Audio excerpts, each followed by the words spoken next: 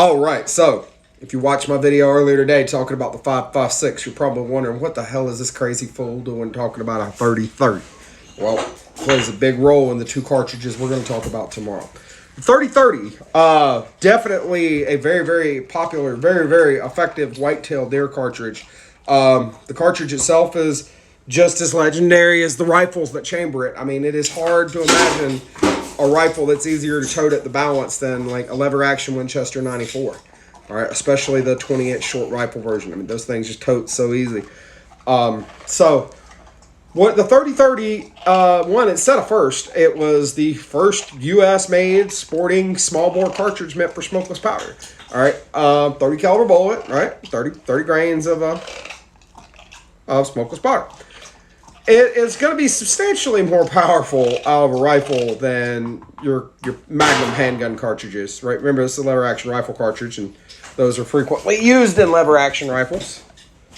So it's going to be substantially more powerful than that, but it's not bad. I mean, it does not have bad recoil. It's not overly loud, right? 3030 is a very effective cartridge. I mean, it's often said that in the United States, 3030's killed more legal white-tailed deer than any other cartridge. And it's still very, very popular for that use for this day. Common bullet weights are going to be in the 110 to 170 grain range. You can get jacketed, you can get cast lead, and you can get soft points, you can get hollow points, you can get rubber tip rounds like the Hornady Lever Revolution. I mean, you can get some interesting loads out of it. Your 110 grain bullets typically going to be pushing about 2650, 27, somewhere in there, with 1760 pound-feet of energy at the muzzle. Your 130s are going to be right at 2500 with touching 1800 pound-feet of energy.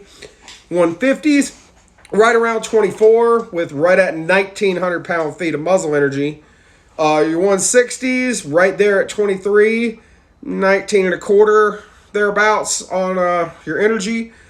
And your 170 grains are going to be in the 22 and a quarter area with just like 1850, 1900 pound-feet of energy. This is not a slouch of a cartridge, but the 3030 compared to some modern cartridges doesn't have the best trajectory in the world. So would I use it for a long-range deer cartridge? Probably not, but for a brush cartridge, it is excellent. It is excellent. And pay attention to those ballistics, specifically the 130 and 110 grain numbers, because you're going to see some very similar numbers tomorrow in two cartridges that are definitely not a 3030 and definitely not something your granddaddy's lever action is chambered for.